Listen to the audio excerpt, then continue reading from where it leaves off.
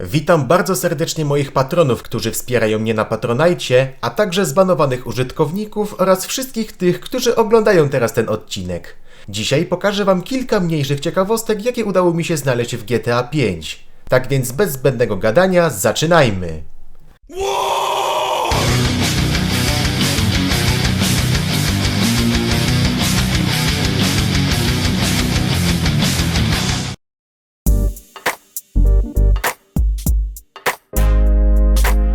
Na temat świata w GTA 5 z geograficznego punktu widzenia zdążyłem się już wypowiedzieć w kilku poprzednich odcinkach. Jednak mimo to wciąż pozostało mi kilka rzeczy, których jeszcze nie omówiłem, a którym to naprawdę warto się bliżej przyjrzeć.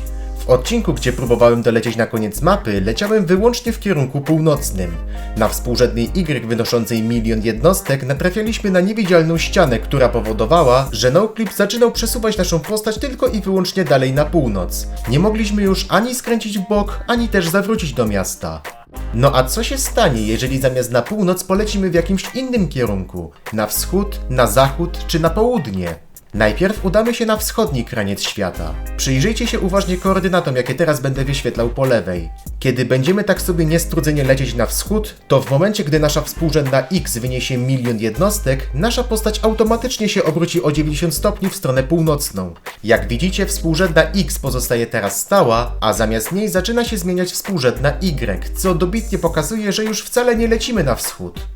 Podobnie rzecz ma się, kiedy udamy się na zachód. Kiedy dotrzemy do koordynatu Y wynoszącego tym razem -1 000 000 jednostek, to postać ponownie się zwróci twarzą ku północy. Współrzędne X i Y będą się zmieniać w sposób analogiczny. No a co jeżeli postanowimy się udać na południe? Tutaj gra ponownie będzie chciała nas obrócić w stronę północną, a zrobi to w taki oto sposób. W momencie, gdy znajdziemy się na współrzędnej X wynoszącej -1 000 000 jednostek, po prostu odbijamy się od niewidzialnej ściany i zaczynamy lecieć w stronę przeciwną.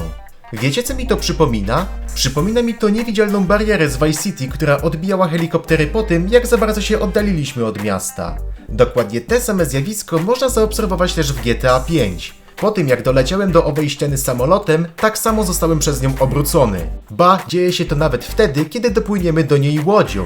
Dla porównania, w Vice City łódź po prostu się przed nią zatrzymywała. Wniosek jest zatem taki, że dalej możemy się dostać jedynie poprzez edycję naszych współrzędnych w teleporterze. Przy okazji sprawdziłem jeszcze, co się stanie, jeżeli na tak dużych odległościach przełączymy się na jakąś inną postać.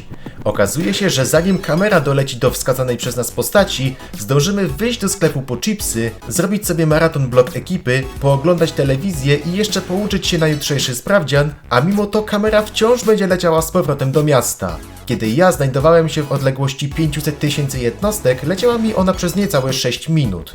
A gdybym wyleciał na dalszą odległość, to czas ten wydłużyłby się jeszcze bardziej. Warto przy tym zaznaczyć, że kamera bardzo powoli przyspiesza i też bardzo powoli zwalnia, co dodatkowo wydłuża czas oczekiwania. Naprawdę nie polecam tego robić. A teraz przenieśmy się na współrzędną składającą się z 38 dziewiątek. Jak myślicie, jak długo kamera będzie się w tej sytuacji przesuwała? Okazuje się, że gra od razu nas przerzuca do wybranej postaci. Serio, dzieje się to w mgnieniu oka. Natomiast gdy przełączymy się z powrotem na postać, którą wyrzuciliśmy na tak niebotyczną odległość, zobaczymy, że ta została przeniesiona z powrotem na obrzeże San Andreas. A dokładnie mówiąc, na współrzędną 7500 jednostek.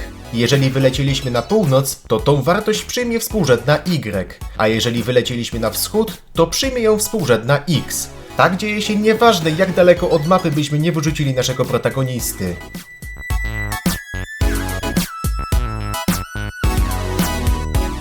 A teraz coś z zupełnie innej beczki. Wśród wielu graczy panuje przekonanie, że w GTA 5 nie da się wsiąść do pociągu jako maszynista. Ja natomiast udowodnię wam dzisiaj, że jednak da się to zrobić. Wszystko, co musicie zrobić, to zaopatrzyć się w ten oto car spawner. Link znajdziecie w opisie. Mamy tu zarówno pojazdy z singla, jak również ze wszystkich dodatków do GTA Online. Są one podzielone na poszczególne kategorie, a jedną z nich są właśnie pociągi. Najpierw włączamy opcję, aby nas automatycznie przenosiła za stery pojazdu, po czym wybieramy drugi pojazd z listy od góry. I proszę bardzo, tak oto teraz siedzimy w pociągu. Nawet wyświetla się jego nazwa w prawym dolnym rogu. Gdy przełączymy się na tryb pierwszoosobowy, zobaczymy, że postać trzyma ręce na niewidzialnej kierownicy. ale z jakiegoś powodu nie da się w nim przeprowadzać ostrzału drive-by. Nie da się też do niego z powrotem wsiąść po tym, jak z niego wysiądziemy. Ale za to, w przeciwieństwie do pociągu jadącego po torach, można go zniszczyć za pomocą rakiet. A jak wam się wydaje, da się takim pociągiem jeździć po ulicy? Nie. Pociągiem w ogóle się nie można ruszyć z miejsca. Nie wydaje przy tym żadnych dźwięków, ani też nie możemy w nim włączyć radia. Jedyny sposób, w jaki można się nim poruszać, to przy użyciu noclipa. Z tym, że kiedy przesuwamy się nim do przodu, to z jakiegoś powodu przesuwamy się także powoli do góry, także musimy raz po raz korygować naszą wysokość. A gdy wyłączymy noclipa podczas takiego lotu, pociąg pokaże grawitacji środkowy palec i zawiśnie w powietrzu na dobre. Zostanie tam nawet po tym, jak go zniszczymy. Wtedy zacznie się jedynie powoli kręcić wokół własnej osi. Do pociągów zaliczany jest także wagonik pochodzący z kolejki na górze Chiliad. Tutaj jasno możemy zobaczyć, że bohater siedzi na niewidzialnym siedzeniu, trzymając przy tym niewidzialną kierownicę. Poza tym wszystkie jego pozostałe cechy są takie same jak u pokazanej już lokomotywy. Z tym, że kiedy zaczniemy go przesuwać za pomocą noclipa, zauważymy, że nie da się nim lecieć w dół. Bez względu na to, czy będziemy chcieli zwiększyć naszą wysokość, czy też ją obniżyć, wagonik zawsze będzie się wznosił coraz wyżej. Naprawdę nie wiem, czym jest to spowodowane. Przy okazji jest to jedyny pojazd z kategorii pociągów, który nie nazywa się pociąg towarowy, bo wszystkie pozostałe, a nimi są wszelkiego rodzaju wagony, właśnie taką nazwę posiadają. Z jakiejś nieznanej przyczyny nawet kolejka miejska została tak nazwana. Ciekawe, czy jest to wynik lenistwa twórców, czy może jest to jakiś nieodkryty dotąd easter egg. Trainer pozwala nam wsiąść do niektórych wagonów. Zobaczymy przy tym, że lewa część ciała postaci wystaje poza jego model. Jednak nie dane nam będzie podziwiać jego wnętrza, bo jakaś siła wyższa nie pozwala nam na przełączenie się w nim na tryb pierwszoosobowy. Jeżeli sami będziecie chcieli się tym trainerem pobawić, to dam wam jedną radę. Nie spawnujcie naraz kilku pojazdów w tym samym miejscu, bo nie dość, że drastycznie wam spadną FPS-y, to jeszcze będziecie świadkami takiej sceny.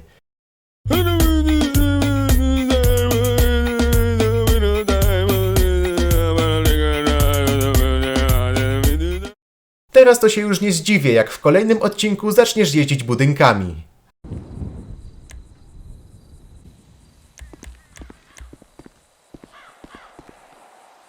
Wiedzieliście, że ta przyczepa jest traktowana przez grę jako pojazd? Jak widzieliście, można nawet do niej wsiąść, a postać zasiada za hipotetyczną kierownicą. Niestety, jako że przyczepa nie posiada kół, w ogóle się nie da nią jeździć. Można za to przeprowadzać z niej ostrzał drive-by, ale szczerze, komu jest to tutaj potrzebne? Przy użyciu trybu reżyserskiego będziemy mogli zobaczyć, gdzie dokładnie siedzi nasz protagonista. Po wjechaniu kamerą do środka dane nam będzie podziwiać niskiej jakości tekstury ścian i elementów wyposażenia. Za tą oto amerykańską flagą znajdziemy kompletnie czarne pomieszczenie, a w nim naszą postać siedzącą jako kierowca. Przy okazji zauważyłem, że podczas przeładowywania broni bohater wcale nie wymienia magazynka, tylko przystawia pukawkę do ucha, jakby mu się pomyliła z telefonem. Ale pewnie teraz myślicie, co to w ogóle jest za przyczepa i jakie ma ona zastosowanie. Otóż jest ona wykorzystywana w misji Pan Phillips, gdzie w ostatniej sekwencji Trevor spycha swoim autem przyczepę Ortegi do rzeki. Przyczepa jako pojazd zastępuje fizyczny budynek tak, żeby w prosty sposób zaimplementować jej zepchnięcie. Dla ciekawskich dodam, że należy ona do kategorii pojazdów technicznych. Jej nazwa w kodzie brzmi Prop Trailer i nie wyświetla się w prawym dolnym rogu.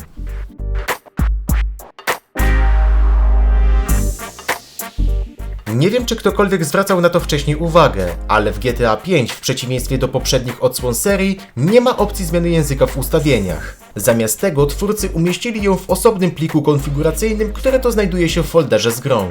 Jeżeli chcecie się trochę podszkolić w językach obcych, albo też chcecie się poczuć, jakbyście mieli grę ściągniętą z jakiegoś ruskiego torrenta, to polecam się z tym plikiem zapoznać. Ale to tylko jeżeli macie wersję pudełkową jak ja, bo w wersji steamowej czy na konsolach są inne opcje, aby zmienić język.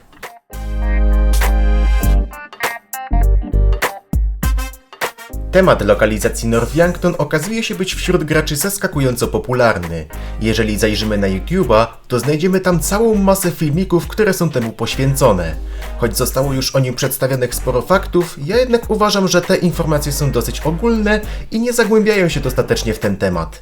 Dziś zamierzam wam pokazać nie tylko to, gdzie faktycznie znajduje się North Yankton, ale też to, na jakich podstawach ta miejscówka działa i jak można się do niej dostać w dowolnym momencie fabuły.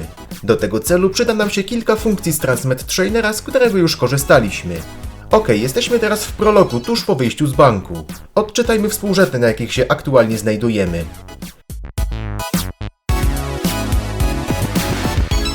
Teraz wyjdźmy z tej misji i przepiszmy podane koordynaty do teleportera. Zobaczmy, gdzie nas przeniesie.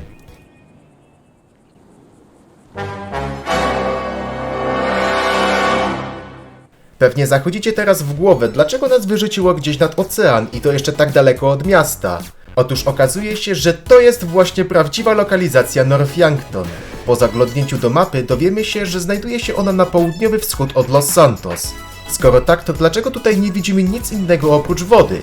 Ano wytłumaczenie tego jest następujące. Zarówno w prologu, jak i w misji Koniec wojennej ścieżki aktywowany jest swojego rodzaju wyzwalacz, który odpowiada za ładowanie mapy North Yankton. Wyzwalacz ten nie jest aktywny w normalnej grze, tak więc lokacja pozostaje niewidzialna. Jednak za pomocą tego samego trainera, do którego wpisywaliśmy współrzędne, można go sobie dowoli włączyć i załadować mapę na własne życzenie.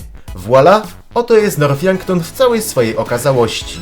Ogólnie mówiąc, jest to coś w rodzaju ukrytego interioru z GTA San Andreas. Nie jest on w żaden sposób połączony z Los Santos, tylko wisi gdzieś w oddali nad oceanem.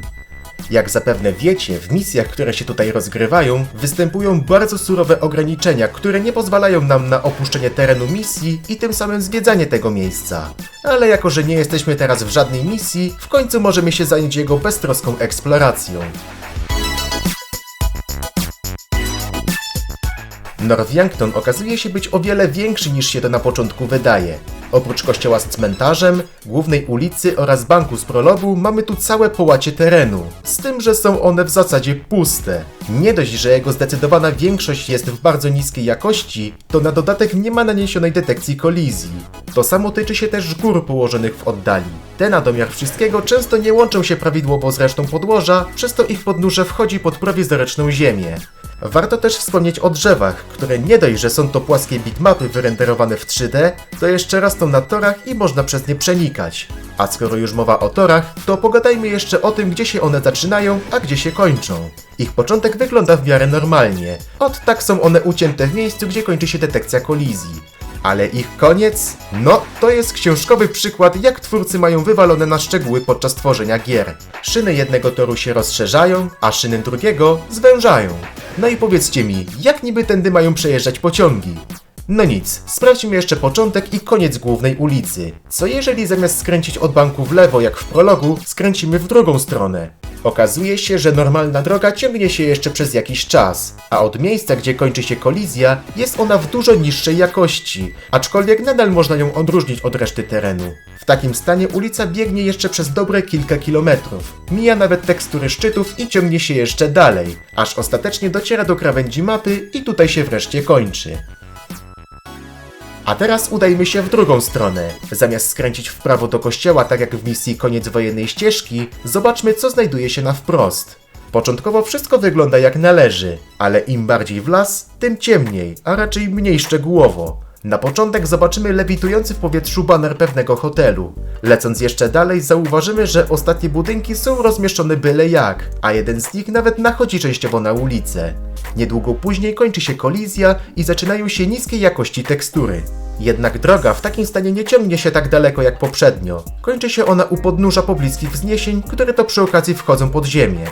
A co do stojących tutaj budynków, to większość z nich nie posiada tylnych ścian, których normalnie i tak byśmy nie zobaczyli, a jeden cechuje się taką oto ścianą. Co to kurwa jest?! Na koniec przyjrzyjmy się kosmicie uwięzionemu pod lodem. Dzięki temu, że nie uczestniczymy w żadnej misji, nie musimy się już martwić, że nasze obserwacje nagle zostaną przerwane przez grę. Na dzisiaj to już jest wszystko. Napiszcie w komentarzu #szafa, to przypnę wam serduszko. Dzięki wszystkim za uwagę i do usłyszenia.